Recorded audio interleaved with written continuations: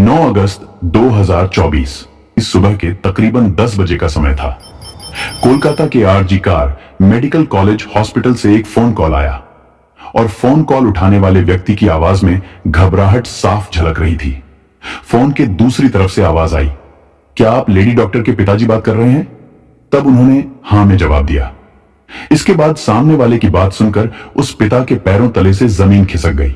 उसने कहा, जितनी जल्दी हो सके आप अस्पताल पहुंचे, आपकी बेटी की तबीयत बहुत ज्यादा खराब है। पिता को इस खबर पर यकीन नहीं हुआ। उनकी बेटी जो एक समर्पित डॉक्टर थी, रात में बिल्कुल ठीक थी, अचानक से उसे ऐसा क्या हो गया? वह कुछ पूछ पाते इससे पहले ही फोन कट गया। पिता ने घबराहट में दोबारा फोन कॉल किया और लड़खड़ाती हुई आवाज में पूछा, मेरी बेटी को क्या हुआ है? उधर से जवाब मिला, साहब आपकी बेटी ने अपनी जीवन लीला समाप्त कर ली है। यह शब्द सुनते ही पिता की आंखों में आंसू उमड़ आए। उनकी बेटी जो हमेशा मुस्कुराती रहती थी, जिसने हर दिन न जाने कितने मरीजों को नया जीवन दिया, वह अब इस दुनिया में नहीं रही। बेटी की खबर सुनते ही मां भी फूट फूट कर रोने लगी। वो टूट चुके थे, लेकिन अब बिना देरी किए वो दोनों अस्पताल की ओर रवाना हुए। लेकिन उन्हें नहीं पता था कि जब तक वे अस्पताल पहुंचेंगे यह खबर पूरे शहर में आग की तरह फैल चुकी होगी। अस्पताल के बाहर भीड़ का जमावड़ा शुरू हो चुका था। हर कोई हैरान था, गुस्से में था कि ऐसा कैसे हो सकता है। वह कौन था जिसने इस निर्दोष डॉक्टर की जान ली? और सबसे बड़ी बात, आखिर क्यों? इस बीच न केवल डॉक्टर और नर्सें बल्कि आम जनता भी सड़कों पर उतर आई। हर किसी की एक ही मांग थी, सीबीआई जांच और जस्टिस। इस घटना ने इंसानियत को शर्मसार कर दिया था। जिसने भी इस खबर को सुना वो हक्का बक्का रह गया। लेकिन कहानी यहीं खत्म नहीं होती है, ये तो बस शुरुआत है। इस दर्दनाक घटना के पीछे छिपा सच क्या है? कौन है इस बर्बरता का जिम्मेदार और क्यों? इन सवालों के जवाब जानने के लिए हमें इस रहस्य की तह तक जाना होगा। आज की सच्ची घटना आरजी कार मेडिकल कॉलेज की है। एक ऐसी सच्ची घटना जिसने पूरे देश को हिलाकर रख दिया। यह कहानी कोलकाता की है, जहां एक बेहद मेधावी और समर्पित महिला डॉक्टर जो चेस्ट मेडिसिन विभाग की पोस्ट ग्रेजुएट छात्रा थी और अपने पेशेवर जीवन में नई ऊंचाइयों को छू रही थी। यह महिला डॉक्टर जिसने अपने जीवन के अंतिम क्षणों में अत्यधिक यातनाएं सही, एक साधारण परिवार से आई थी।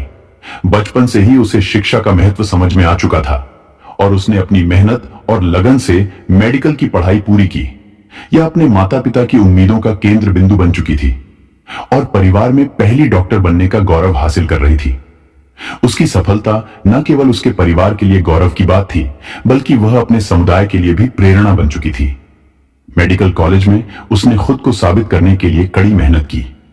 उसे हमेशा से ही मरीजों की सेवा करने की प्रेरणा थी और उसने अपने परीक्षण के दौरान जूनियर और सीनियर्स के साथ मिलकर काम किया।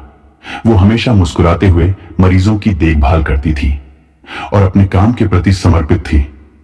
लेकिन कोई नहीं जानता था कि एक दिन यही समर्पण उसे भयानक अंत की ओर ले जाएगा।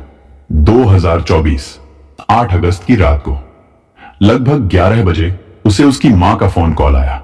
मां ने हर रोज की तरह अपनी बेटी की खैर खबर ली।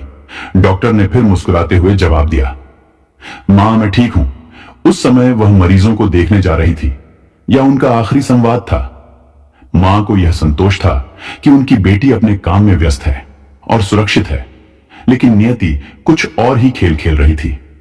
रात 12 बजे के आसपास जब सभी लोग अपनी थकान मिटाने के लिए सोने की तैयारी कर रहे थे, डॉक्टर अपने 2 जूनियर सहयोगियों के साथ बैठकर हंसी मजाक के बीच खाना खाया।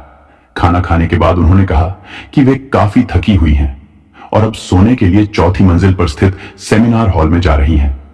किसी ने सोचा भी नहीं था कि वह आखिरी बार होगा जब वह किसी के साथ मुस्कुराते हुए देखी गई। 9 अगस्त की सुबह जब उसके पिता को वो भयानक और फोन कॉल आया, तो उन्होंने इस बात की जानकारी अपनी पत्नी को दी और दोनों ही घबराए हुए अस्पताल की ओर भागे। और जब वे अस्पताल पहुंचे तो वहां का दृश्य किसी नाइटमेयर से कम नहीं था। अस्पताल के गलियारों में अफरा तफरी का माहौल था। डॉक्टर का शरीर अर्धनग्न अवस्था में खून से लथपथ और जख्मों से भरा पड़ा था। डॉक्टर के शरीर पर जगह जगह चोट के निशान पाए गए और उनकी गर्दन की हड्डी टूटी हुई थी। आंखों, मुंह और निजी अंगों से खून बह रहा था। यह कोई साधारण मौत नहीं थी, बल्कि बर्बरता की सारी हदें पार की जा चुकी थी। बेटी की हालत को देखकर पिता और मां दोनों टूट जाते हैं और अब कहने सुनने को कोई शब्द ही नहीं बचता।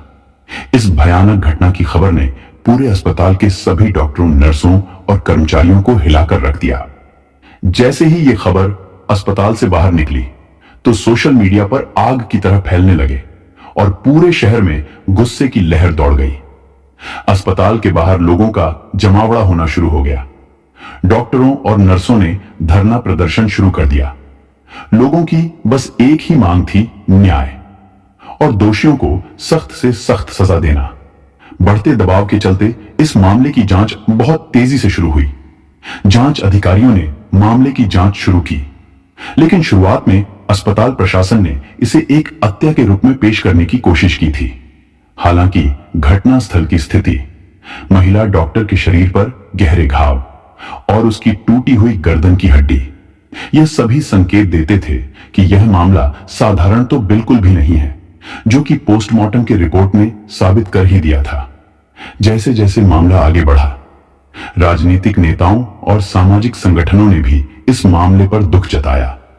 यह घटना केवल एक परिवार का दर्द नहीं, बल्कि पूरे समाज का सवाल बन गई थी। ममता बनर्जी की सरकार भी इस मामले को लेकर दबाव में आ गई थी। खैर, जांच के दौरान सेमिनार हॉल के पास के सीसीटीवी फुटेज खंगाले गए। इसमें कुछ संदिग्ध गतिविधियां देखी गई। जांच के दौरान संजय राय नामक एक व्यक्ति सामने आया, जो पुलिस कल्याण बोर्ड में सहायक रूप में कार्य करता था। वह अक्सर अस्पताल में आता जाता था और उसे संदेह की निगाह से अब देखा जाने लगा। उसी जांच के दौरान पुलिस को सेमिनार हॉल के पास एक ब्लूटूथ डिवाइस मिला।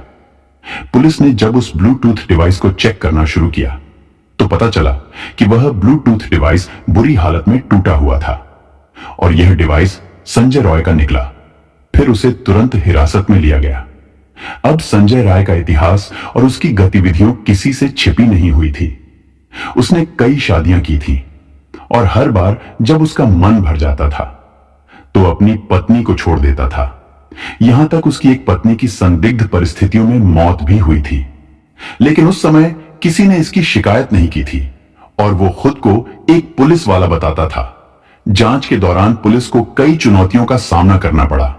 संजय राय की गिरफ्तारी के बाद उसने पहले तो किसी भी अपराध को स्वीकार नहीं किया, लेकिन बाद में जब उसे कड़ी पूछताछ का सामना करना पड़ा तो उसने अपने अपराधों को कबूल कर लिया। 8 अगस्त की रात संजय राय ने शराब के नशे में धुत होकर उस महिला डॉक्टर पर हमला किया। उसने पहले उसे बुरी तरीके से मारा, फिर उसके साथ दुष्कर्म किया और अंत में उसके जीवन लीला समाप्त कर दी। उसके शरीर पर जगह जगह गहरे घाव के निशान पाए गए, जो इस बात का सबूत थे कि उसने कितनी क्रूरता के साथ महिला डॉक्टर पर हमला किया था।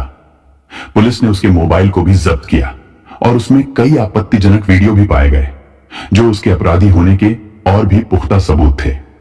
फिर पुलिस ने संजय रॉय के खिलाफ भारतीय न्याय संहिता की धारा 64 और धारा 103 के तहत मामला दर्ज किया और अदालत में उसे पेश किया, जहां पर उसे 23 अगस्त तक पुलिस रिमांड में रखे जाने की मंजूरी मिली।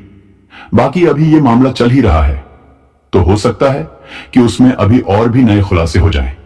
इस घटना ने हमें यह सोचने पर मजबूर कर दिया है कि हमारा समाज किस दिशा में जा रहा है और समाज में महिलाओं की सुरक्षा के लिए केवल कानून ही नहीं, बल्कि समाज की सोच और जागरूकता भी महत्वपूर्ण है।